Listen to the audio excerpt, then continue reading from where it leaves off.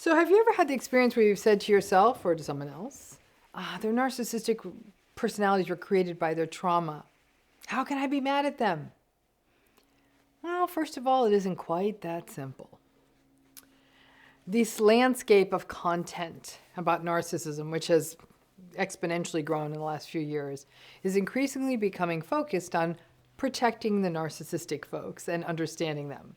And in that process, people who are in narcissistic relationships, people who are already feeling as though they're being disloyal or unkind by even considering that the cruel behavior in the relationship could be about narcissism and that they're mean for thinking that someone in their life is narcissistic, are now increasingly feeling worse and shamed about even considering that the consistently harmful behavior and patterns in their relationship are due to narcissism.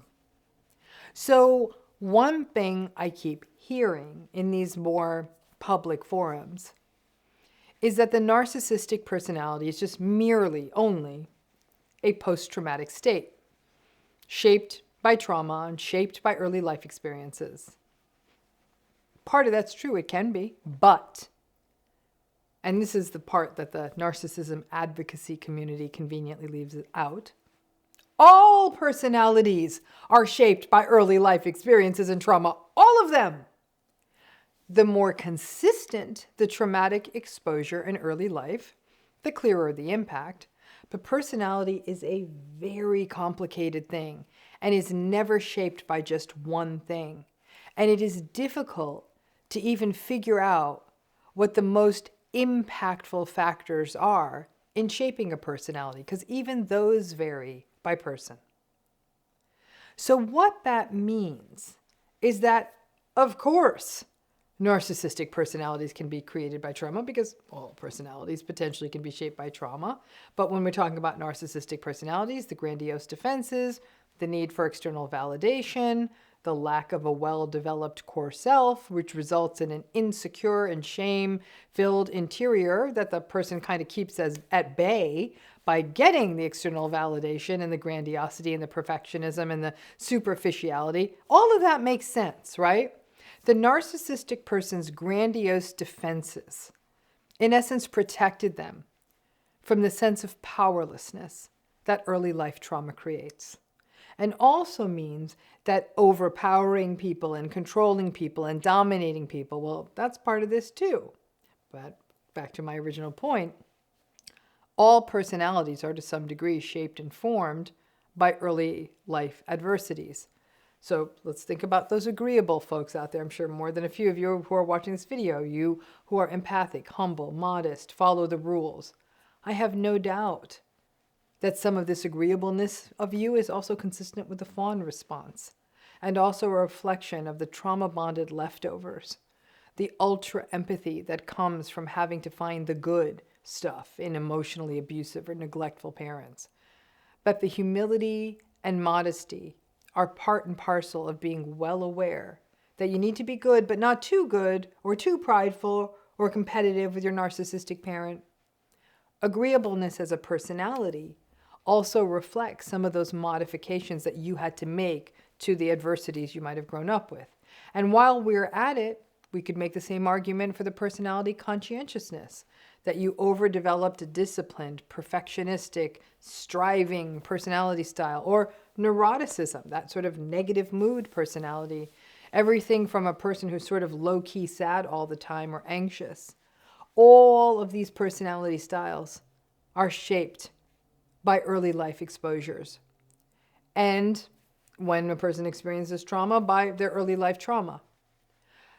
When early life trauma lasts a long time, it's inescapable, and especially when the child has no advocate, no one who looks out for them, who responds to them, who believes them, who, like I said, who advocates for them, who protects them. That's where we see the evolution of complex post-traumatic stress or complex post-traumatic stress disorder.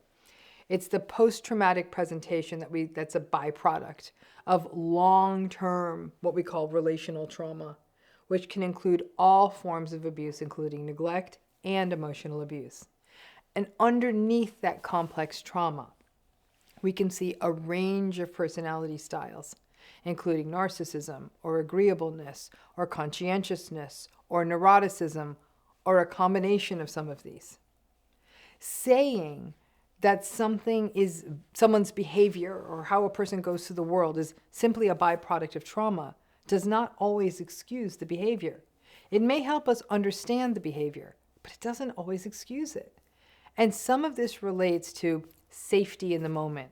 For example, a person who may harm or even kill someone in self-defense while they are being physically traumatized, we will generally, not always, but generally excuse that behavior, right? Or at least understand it and put it in context. But when it comes to early childhood exposures to adversity, and then years later, the person's adult behavior, again, we may understand the linkage between that past history and the present, but that doesn't mean it's okay. And yes, the narcissistic person may respond to the so-called demands of a relationship by reacting angrily or defensively or impulsively, because that is an encoded and embodied trauma response. Again, we can make sense of it, but if you're on the receiving side of those behaviors and it happens repeatedly and kind of inconsistently, and this is a big and, there is no willingness to take accountability or responsibility, and they're willing to project blame for their behavior on the other person, you can understand where their behavior comes from all day and all night, but it is a huge burden for the person who's on the receiving end of all of this toxic behavior. And very quickly, a person in a narcissistic relationship is basically expected to have the resolve of a therapist, to suspend their own feelings, to respond to the narcissistic person. And all of this does not account for the fact that the other person in the narcissistic relationship has a history too. This is messy and complicated, and it is also unreasonable to expect a person to live their lives with perfect reactions to someone's toxic behavior and to live their lives as a sacrifice to the narcissistic behavior because it happens to be another person's trauma response. And that is what all of this comes down to. Understanding behavior versus excusing behavior. And this is the battle that many survivors grapple with. You may be in an intimate relationship with a narcissistic person. You may be able to see how their personality was shaped by their early life experiences, and their behavior may be harming you. This may even be apparent, where not only were you negatively affected by their behavior when you were a child, and you are still having to manage them as an adult, and you are aware of the intergenerational pattern of your parents' childhood. That middle path, the capacity to see that multiple things can be true at the same time, means you can understand why they are doing what they are doing, but also be able to understand elements of it as unacceptable behavior, even harmful behavior. And frankly, that's not excusable. It may be understandable, but it's not excusable. And that is where things start to get funky, especially when the narcissistic person says things like, well, I can't help it. It's my childhood. And that might even feel plausible to you until you see that they can keep it together at times when the stakes sort of seem worth it to them, or they're trying to impress someone or win them over or get their validation. You can't have it both ways, folks. But as long as you are making excuses for them, and they are, right? They are getting it both ways. And keep in mind, can you go up a little bit? I lost something there. Okay. And then keep in mind, the same grace would never be shown to you by them. That imbalance of you being empathic about their history, but them even mocking or minimizing yours, makes all of this very difficult. If you gave yourself and your personality as much grace as most of us have shown the narcissistic folks, you'd be in a better place. Perhaps, for example, look into your own humble, agreeable, empathic personality, if that applies, and how that was shaped. If you, for example, had a tough childhood, and that the behaviors that you are doing in this relationship or engaging in your narcissistic relationship, the giving in, the not arguing with them, the assuming that you're always to blame, the always forgiving them, well, those are also a function of your childhood. But here's the difference. Your personality and your childhood wounds are sort of making the narcissistic person's life easier. The narcissistic person's childhood wounds and personality are making your life more difficult. And this is the same whether your personality is conscientious or neurotic or anything else. Yes, the narcissistic personality can be shaped by trauma and adversity. And at the same time, many narcissistic folks actually did not experience significant childhood adversity.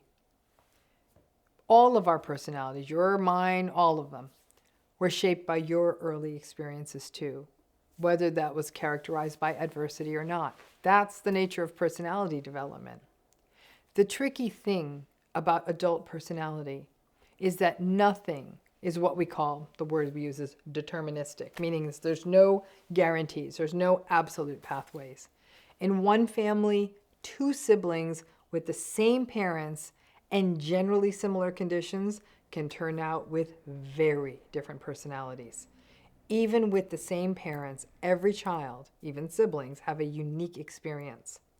But the same abusive parent can have some children that grow up to be incredibly agreeable or conscientious personalities, and some that might grow up to have narcissistic or antagonistic personalities. And those of you with narcissistic siblings watched this unfold right in front of your eyes as you were growing up. All personalities are shaped by our experiences in the world, the childhood environment, the supports we had or didn't have, the adversities we faced, birth order, our temperaments. That sort of biological part of our personality also matters. So yes, in some cases, the narcissistic personality may be a post-traumatic presentation. And yes, that may even help you understand some of their behavior. It's not always the case, though, that it was post-traumatic. And yes, it does definitely mean that in some cases of narcissism, trauma-informed care can make a difference. But if the narcissistic person is not in therapy or won't go or keeps dropping out, then the behavior and their responses to you and to life in general won't change. So then, does understanding their personality, is that enough for you? Does that make their words or their manipulation sting less? Does that mean that their betrayals hurt less? Only you know the answer to that. Listen, I have spent a fair amount of my career trying to do this whole understanding narcissism thing. And I think now I do. And I also know that the narcissistic behaviors and responses, I know that they hurt other people. Frankly, I've been hurt. I've watched my clients have been hurt. And while I understand at a minute level the why of the narcissistic people in general and of the ones in my very own life, their behavior is still harmful. My understanding their why doesn't change that, especially in light of the double standard that is a constant in narcissistic relationships. Surviving from narcissistic relationships and healing from narcissistic relationships means that you have to find that painfully difficult middle path. Understanding it, not blaming yourself, not excusing it, but also recognizing it may not ever significantly change, especially if the narcissistic person is not following through consistently in appropriate treatment. However, simply making a blanket statement that narcissism is just a post-traumatic pattern, sure, as are all personalities, and sadly, that positioning often fuels more excuses and the commitment of survivors to feel that they have no right to ever expect that things will be different, and to also make excuses for the narcissistic person's behavior. Things may not ever be different, but you do have the right or even the need for things to be different. While understanding may fuel compassion for a narcissistic person, it has to be a two-way street. Not just for the narcissistic person you are in a relationship with, but also for yourself. Because remember, you have a backstory too.